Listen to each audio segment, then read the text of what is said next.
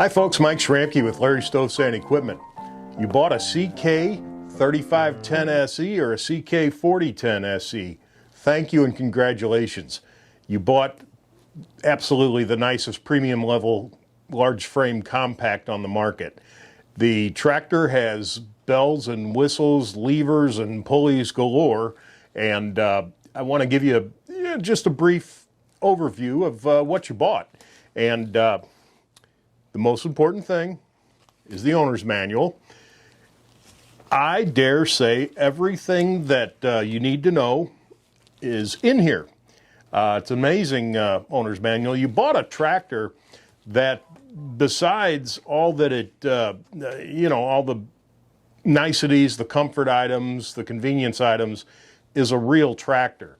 In fact, this video I did, you may have seen, that is a CK3510 SE with a shuttle shift manual transmission doing something that it's actually not rated to do. That is a 12-foot rotary cutter. So you bought a real tractor. You bought a nice one, and you bought a real tractor, a strong machine. A few things right off the bat. The warranty on your tractor for the first 2 years, with no limit on hours and no deductible. It's covered bumper to bumper, if it had bumpers. So, as I always say, if a headlight burns out or the horn doesn't blow, it is covered. No deductible, no limit on hours for the first 2 years. Anything that breaks that you didn't break is covered. Transportation is not covered, so if you need assistance getting your tractor to us or to your closest servicing dealer, give us a call or give them a call. If you bought a trailer, well, there's your obvious answer. If you need transportation, we charge a little bit.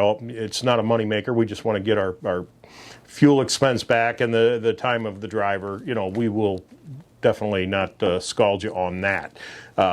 If you're far away and you're not in our servicing area, you can always call a flatbed wrecker or call the dealer, and perhaps they have a setup that can get you going. The other thing. At 50 hours, it'll need its first oil change for the engine oil. So at 50 hours, change the engine oil and an engine oil filter. It takes 6 quarts of oil, and an easy way to remember that is you bought a 3-cylinder engine. It takes 2 quarts per cylinder, so 6 quarts. The acceptable weights are 1040 and 1540. 1540 is what Kioti lubricant is. It needs to have a diesel certification. We recommend that you use Kioti lubricants. They're available here or any Kioti dealer. You're not required to keep it under warranty, but pardon me, if we do the servicing of it, we'll be using Kioti lubricants, and of course there'll be a record of when it was serviced. If you purchase the engine oil from us, we'll also have a record of that. If you buy your own engine oil, do keep the receipts and common sense. Make notes on them of when you did the oil change. Just down the road, if there's ever a catastrophic failure, it'd be nice for you to have the documentation. It's not required, but common sense is common sense. These engines are not inexpensive. I made a couple of notes on just a couple things I want to point out in the owner's manual, which, as I said, has everything in it. If you're driving the tractor and you get a funny light on or a symbol on the dash that you don't know what it means, by golly, it's in here. And the common ones you'll see, and the reason I point this out, if you jump on the tractor and turn the key and it won't start, first thing is to look at the dashboard and see if it's giving you any warning lights that would indicate why the tractor doesn't start. For example, if you inadvertently left the PTO on, there'll be a PTO indicator light. The tractor will not start if the PTO is on. Another thing is if you bought a manual transmission with a shuttle and it has split brakes, and you unlocked the brakes for steering purposes, or if you're working on a hill, it won't start if the brakes are not connected, things like that. And all of those types of things will be illuminated on the dash, which will get you, figure out in a hurry what's up with that. In fact, on chapter 4, page 11, it itemizes every single light and indicator that could be on or is on, and it tells you what it is. One of the things that we get a lot of questions on, these Tier 4 engines have diesel particulate filters, and Kioti does a really interesting, they've designed it in a really interesting way to where if you run the tractor at the proper RPMs, which if you've watched any of my videos, is 2,400. Operating speed of this engine is 2,400. If you consistently run it at that speed, which is where it should be, it'll do its own burn-offs while you're operating the tractor, and you'll quite possibly never need to do a manual regen.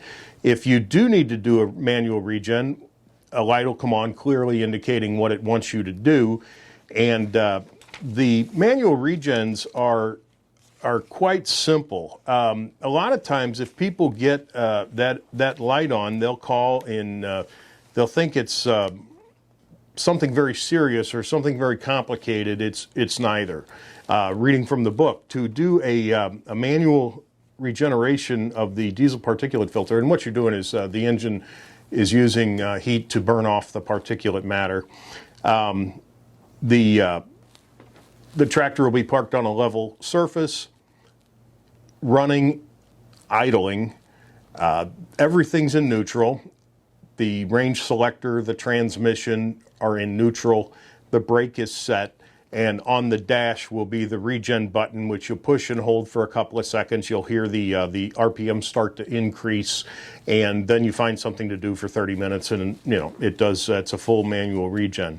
We actually do those on the lot. If a tractor has been here a while and even not using it, we do it as much as anything else. It revs up, it revs down. It does, it goes through a whole cycle. And in the meantime, it's charging the battery and running the hydraulics, and it's doing its deal. So the manual regen is very rare and very possibly never if you run the tractor right, and it's very simple. Again, I encourage you to read the book. There's very little in here that's not worth your time. Of course, it has goofy stuff like how to turn the headlamps on. Okay, but very little of that. Most of it is maintenance, exactly what fuse you need, exactly what oil filter you need, how to hook up three-point implements, anything that really you need to know to operate your tractor efficiently and effectively is in the book. So read the book. If you bought the tractor, you'll have this book. If you, of course, bought a loader, which everybody buys a loader, you'll have a separate book for that. And if you bought a backhoe, you'll have a separate book for that. One thing I would like to also point out is proper lubrication of the grease zerks throughout the tractor. The loader zerks need to be lubricated with grease every 10 hours. It surprises a lot of people that it's that often, but it is. And if you lubricate the grease zerks every 10 hours on your loader, you'll never wallow out or deteriorate the pins and the swivel pivot points on the loader. Needs to be done. So make yourself a mental note, or say, who knows, every time I put fuel in this tractor, I'm going to lubricate the grease zerks, whatever. But it needs to be done, and there you go on that. What I'd like to do now, is that about everything I wanted from inside? Yeah. What I'd like to do now is take you outside, and I've got a SE cab out there and an SE open station, and we'll continue this out there. So it appears as though Charlie will not be accompanying us outside. Charlie, do you want to go outside and help? Charlie? That's a negative. So no, we're going to do it without him. All right, so today, I should mention Samantha's working the camera because John is busy actually selling a tractor. So Samantha's got the, she's got the helm. You bought one of these, an SE with a cab, SE shuttle shift, open station, or an SE hydrostat open station. I'll point out a couple of things. I'm going to raise the loader here so I can open the hood.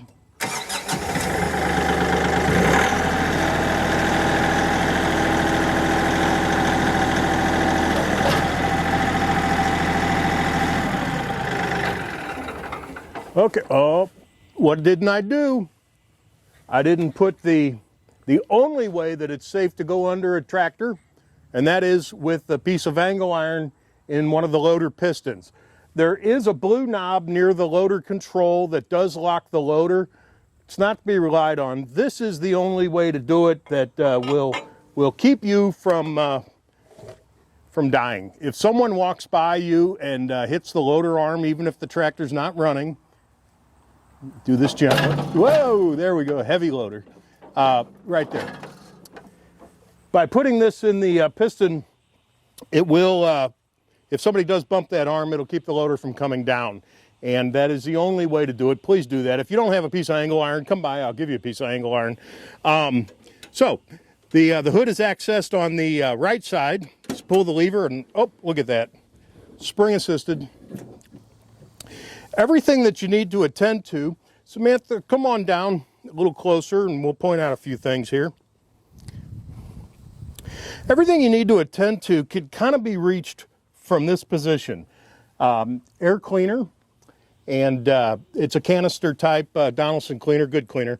This little thing over here, this rubber whatever, as the tractor vibrates, most of the dry particulate matter that's on the filter kind of falls off and accumulates, and it's a way to just burp the dust out every once in a while without having to take the thing apart. The tractor has a screen, a grass screen that can be cleaned by removing this wing nut. It slides out. You can hit it with a leaf blower, but in any event, it must be clean. If you're running a rotary cutter or you know, whatever, and there's a lot of dust and grass, it will clog up and the tractor will overheat. It's not that it might overheat, it will overheat. That screen must be cleaned, along with, if it's a manual transmission, it has a hydraulic cooler right here. If it's a hydrostat, it has two coolers. Both of those need to be free of debris as well. Coming around, the oil filter is right here. When you change your oil, we do it here, and if you do your own oil changes, take a paint pen and write the hours on it. That's just for your own benefit. It helps. The fuel filter is here, along with the fuel filter, all in one system, is the plunger, which is used if you run out of fuel and get your trigger finger working. Whoop, because it's a lot of pumps to get fuel from the tank up to here. It would be better not to run out of fuel, because I mean it's who knows how many hundreds of pumps to get it up there. The dipstick is right here, and the oil fill is right here. And that's the only one that may take a second to find because it's painted the same color as the rest of the engine, but that is the oil fill. And I need to make this clear, the engine uses motor oil. That's the only part of the tractor that uses motor oil. The entire hydraulic system, if it's a hydrostat or a gear drive, if it has a backhoe, loader, everything on it that uses hydraulics uses UTF, which is Universal Tractor Fluid. Kioti sells a darn good UTF. It's a premium UTF with detergents in it, and we recommend you use it. If you don't, when you go to buy Universal Tractor Fluid, there's always a house brand and a premium brand. Buy the good stuff. Buy good UTF, and there you go on that. The only other fluid besides coolant, but the only other fluid is the 90 weight gear oil that would go in the front axle. It goes nowhere else on the tractor. You just want to make sure that the front axle gets 90 weight which is checked and filled here. And the rest of the hydraulic system gets UTF. The engine, of course, gets motor oil. Moving around to the side here, if you bought a manual transmission like this one, it has the split brakes that can be uncoupled. And as you know, if you need to make a really tight turn, that's what they're for. The tractor will not start if those are not reconnected. A light will come on the dash and says, hey, your brakes are disconnected. So make sure that you reconnect them when you're done using it. Your SE has an electric PTO, which is just the greatest joy the world can bring. Not having to use a two-stage clutch. It has an electric PTO, and it's simply on and off. So you push it, turn it on, bump it to turn it off. It also has an automatic mode, which in a minute, Samantha and I will go over. I've got what do I have on there? A flail mower, and I'll show you the coolness of the automatic function. Your SE, and Samantha, you'll need to kind of go up and in, has two sets of rear hydraulic remotes. And they're color-coded for a reason. One is gray, one is blue, and that's to help you on the back of the tractor when you're hooking stuff up, because the outlet ports are indeed color-coded as well. And the two different ones they have, a spring one that you push and hold, and when you let go it defaults back to neutral, and what is called a detent, which stays open. The detent is used for continuous flow, things like a backhoe, log splitter, whatever. The ones that are spring are for temporary use, like if you have a rotary cutter that lifts itself by hydraulics, that kind of stuff, that would be done with that one. Has a toolbox, and as we come around the back, and it's we're in the shade now, but I'm going to attempt to show you that the hydraulic outlet ports are color-coded blue, gray. The PTO has a safety shield that's very hard to make go up and down. There, that's how you do it. Also, the output shaft has a dust cover. When you're not using the PTO, please return the dust cover. Your SE has telescopic link ends, which are very nice. You only have to get close to your implement when you're hooking it up. It'll go 4.5, 3 inches, up and down 2 inches. So as long as you're close to your implement, it'll get you there. It also has telescopic check chain instead of the turnbuckle type that the standard CK10 has, something you'll really appreciate. Samantha, can you shoot this?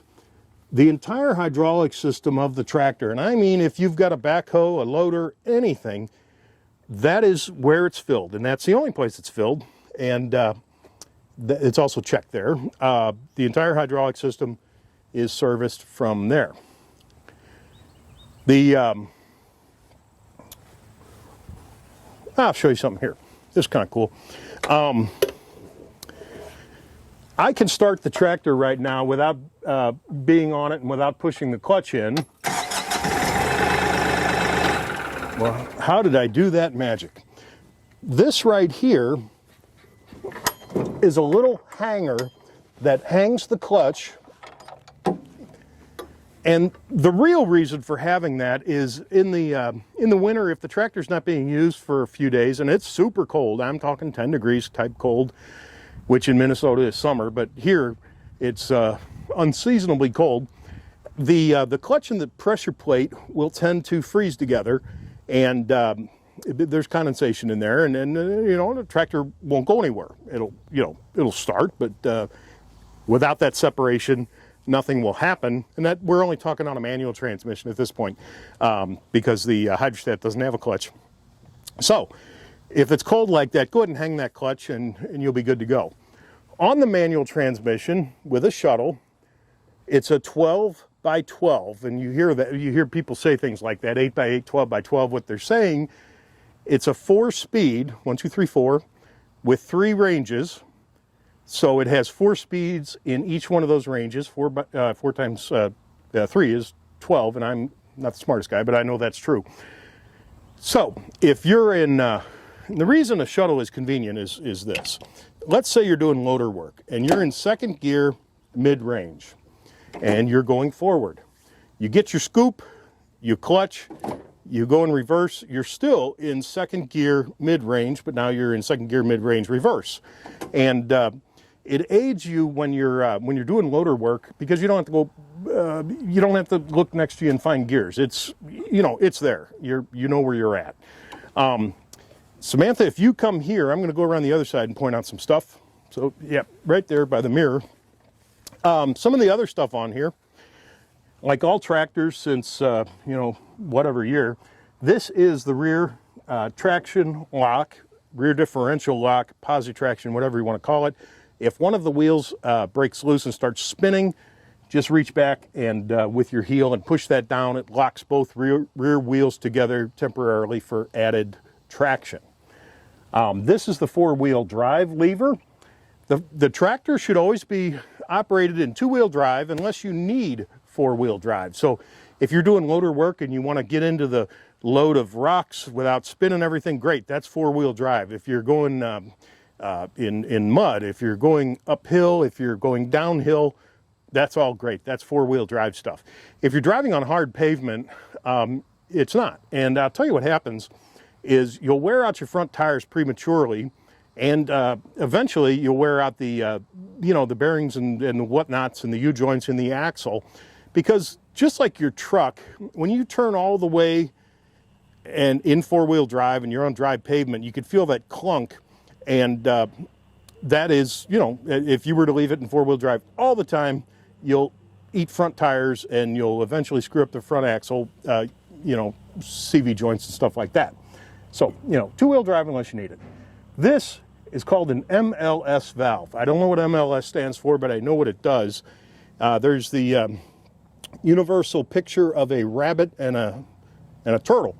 And so that tells me that it goes, it does something to affect the speed of something. And what it is the speed of descent of the 3-point implement. So if you have something really heavy on the back, like a rotary cutter, you'll want it to gently float down and not, you know, bang on the ground, and that's what adjusts the speed of descent. If you're using something very lightweight, like a post hole digger, you'll want to speed it up so that it does go down, and that's what that is. If ever the 3-point doesn't go down, it's because by getting on and off the tractor and whatever, this has, because it's very easy to turn, this has closed itself. The 3-point will go down. It's gravity drop, so the only thing that would keep it from going down is a closed MLS valve. And in the rarest of cases, years from now, the MLS valve can be contaminated with gunk, and it's in the brochure how to clean that, but or you could call us. That's the only 2 things that would ever keep the 3-point from going down, is the MLS valve is closed or the MLS valve is contaminated. That's good on this one. I want to show you a couple things unique to the hydrostat.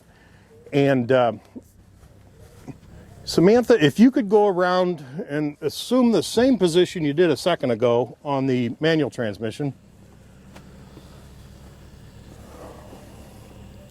Your SE has the second coolest thing ever on a tractor, and that is the linked pedal. When you're on a hydrostat, as you know, whether you've never had a tractor or if you've had a lawnmower that was hydrostat, as you well know, the machine only operates correctly when it's at proper engine speed, RPMs, to operate the hydrostat. Now, and I said inside, and I'm going to say it again, 2,400 RPMs is the proper speed to run these at. So on a hydrostat, you would need to start the tractor, throttle up, and then push the pedals down. Cool. That's how a regular CK10 would do it, and that's how you can do it on this one, or you can use the linked pedal, which I'm going to grab my keys out of this one and show you. All right, get the proper key here. Okay.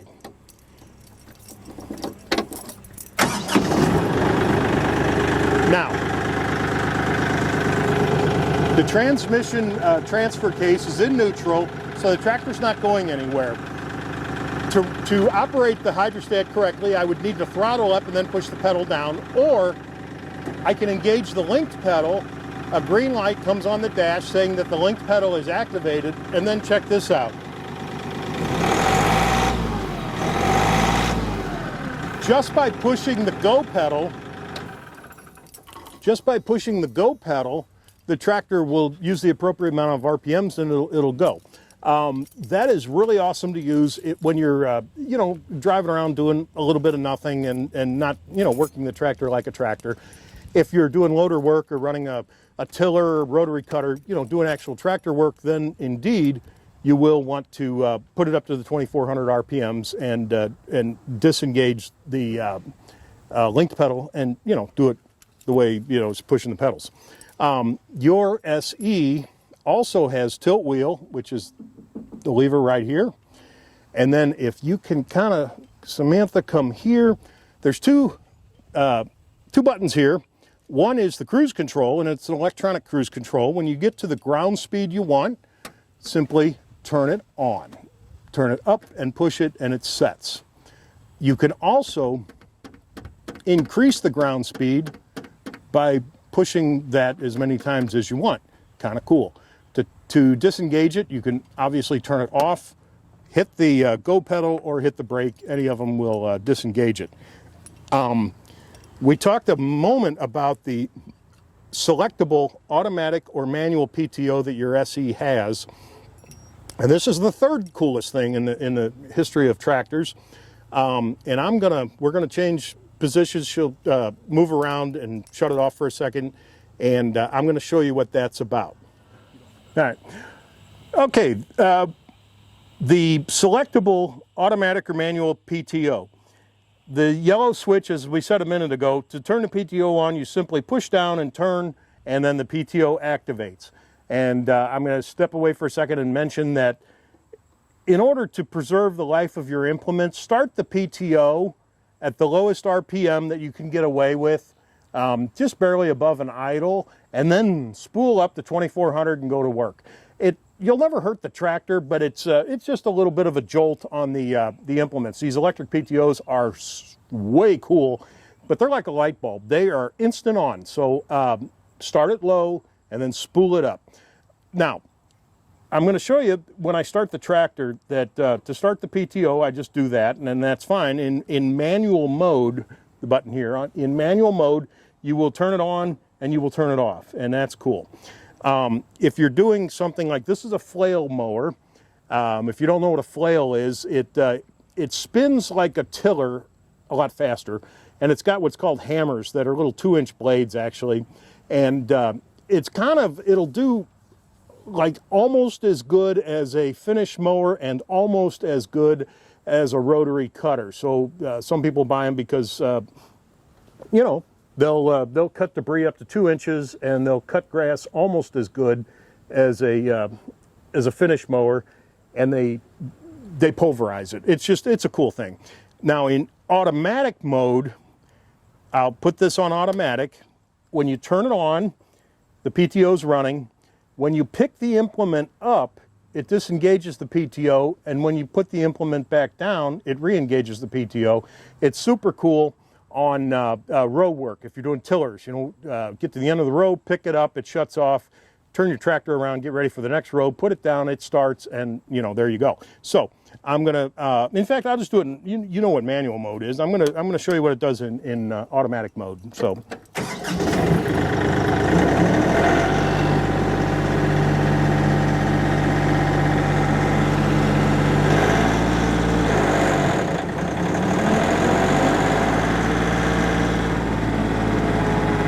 I'm turning the RPMs down only because I don't want you not to be able to hear me. So, it's spinning. I get to the end of my row, I pick it up. Look at that. It shuts it off. Now the momentum is keeping it spinning a little bit, but it is disengaged. And then when I put it back down,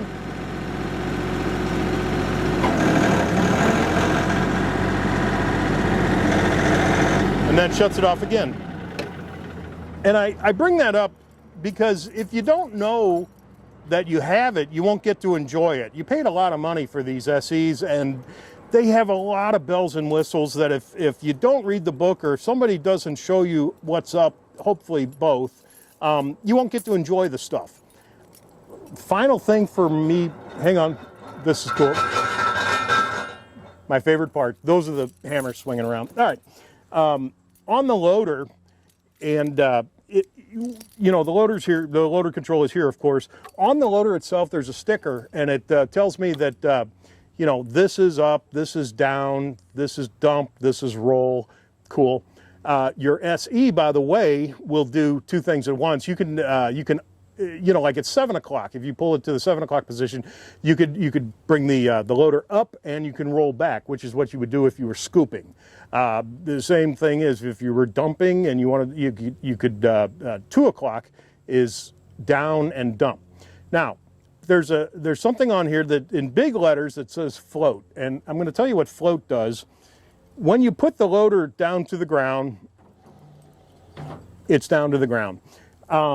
If you were doing digging, you know, skimming, or if you were back dragging the rocks on your driveway, you should put it down and then push it hard and it'll click into float mode. And float gives you some forgiveness if you are back dragging and you hit a sewer lid that you forgot was there. Instead of tweaking the loader out of alignment or banging the heck out of the bottom of the cutting edge of the bucket, it will, what? It will float over it. Boom, gives you some forgiveness. It doesn't keep it in a static position.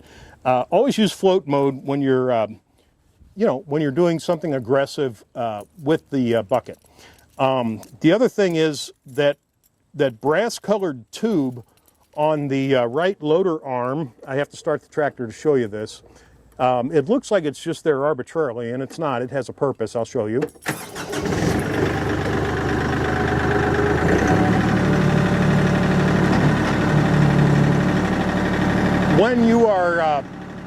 When you're back dragging or skimming, it's impossible from the driver's seat to see the bottom of the bucket, to see what is, where the bucket is level. Because if you know where level is, you know that you can increase or decrease if you're dragging or skimming. Well, here's level.